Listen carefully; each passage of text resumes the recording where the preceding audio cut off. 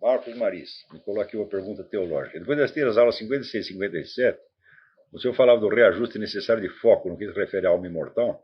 Me ocorreu a seguinte dúvida. Se a vida só encontra sentido pleno após a morte, como se dava então a realidade humana no paraíso de Adão e Eva antes do pecado original?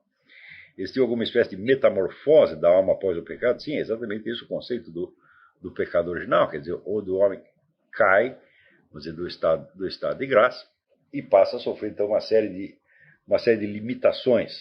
Mas como se dava então a realidade no paraíso de Adão e Eva? Só tem um jeito de você descobrir. Quer dizer, você tem que aprofundar a consciência de imortalidade. Isso não sou eu que tenho que responder. Você pode ter algum conhecimento disso, muito vago e confuso, porém ao mesmo tempo inegável e auto-evidente, mediante a concentração na consciência de que você é uma alma imortal. E essa consciência, eu repito, você adquire na medida em que isso aqui é fundamental. Todas as experiências que nós temos, todas as vivências que nós temos são passageiras e fragmentárias. Todas. Você não é capaz de dizer que tem uma que é permanente. Mas no fundo delas existe a consciência de que você é você.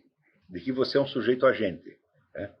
E ao mesmo tempo o recipiente das ações dos outros. Então este núcleo que nós só conhecemos através de uma, aspas, emoção, de identificação conosco mesmos. Isto é o que nós verdadeiramente somos. E isso aí abrange tudo o que nós fomos e seremos em todos os momentos passageiros da nossa vida. Se nós fôssemos constituídos apenas dessas experiências passageiras, nós não seríamos nada absolutamente.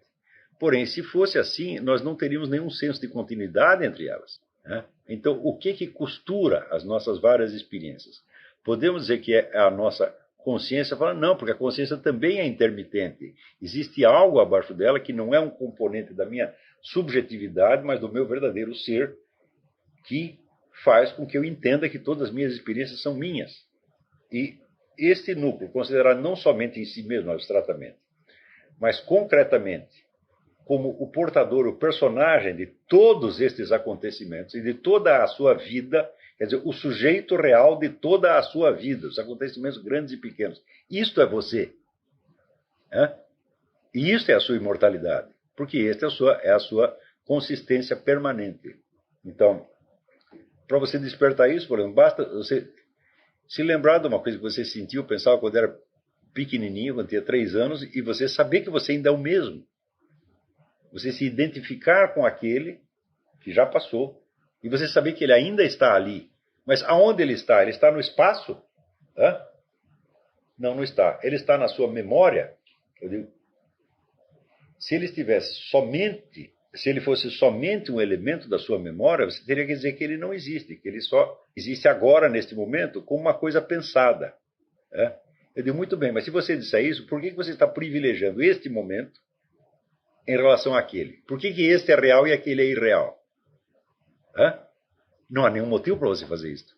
Nós frequentemente temos essa impressão. As nossas memórias só existem como pensamentos que nós estamos tendo agora. Agora, durante quanto tempo? 2 minutos, 3 minutos, 10 minutos, 15 minutos? Este agora não existe, meu filho. Só existe a realidade daquele ser que se prolonga no tempo e que continua existindo. E que é tudo isto de modo sucessivo e simultâneo ao mesmo tempo. Esta é a substância do eu. Tá certo? Então, longe de acompanhar os teóricos aí da gnose e da nova era, que dizem que você precisa se livrar do eu, falam, não, o eu é a única coisa que você tem. Mas o verdadeiro eu, que é o eu inteiro, e não o eu do momento. O eu do momento é só uma imagem que você está tendo agora, que pode ter outra amanhã. Por exemplo, o que você pensa, as suas opiniões a respeito de você mesmo. Né? Eu já pensei 1000 vezes que eu sou o rei da Inglaterra e que eu sou um mendigo, que eu sou um gênio e que eu sou um idiota, que são opiniões que eu tive. Mas quem teve essas opiniões? Eu.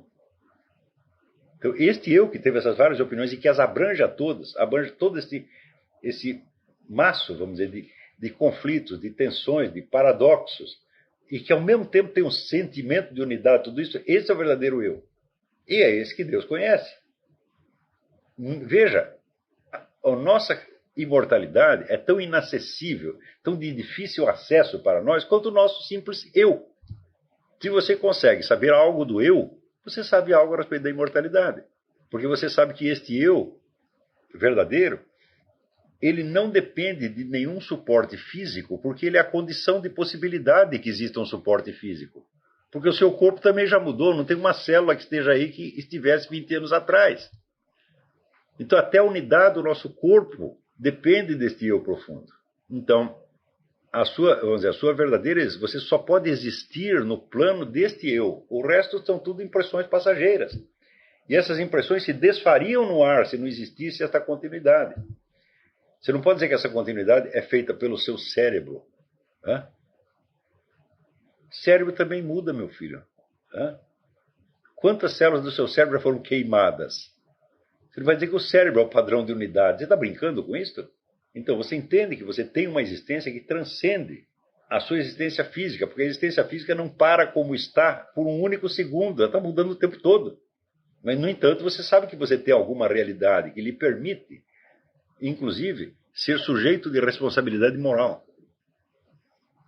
Se nós não tivéssemos esse eu, não faria sentido ter responsabilidade moral. Nós podemos dizer, a unidade de um bichinho é somente a unidade daquilo que está na memória dele agora. Ora, mas nós sabemos que nós temos em nós coisas que não estão na nossa memória, mas com as quais você conta e que podem, eventualmente, ser puxadas da memória. Né? Você é capaz de conceber um gato fazendo um esforço de memória? Né? Para lembrar algo que ele não lembra, mas que ele sabe que está lá? Ele não pode fazer isso. Ele só tem a memória momentânea. Nós temos abaixo da memória, tá certo? Nós temos uma continuidade que é o fundamento da memória, o fundamento da rememoração, o fundamento da reconquista do passado, o tempo redescoberto, como dizia Marcel Proust. Né? Leia um Proust, você vai ver que coisa maravilhosa é isso. Quer dizer, você vai puxar da memória coisas que não estão lá. Como é que nós podemos fazer isso? É porque existe em nós este elemento miraculoso, que é o verdadeiro eu. Muitas vezes, quando nós falamos eu, nós estamos nos referindo a este.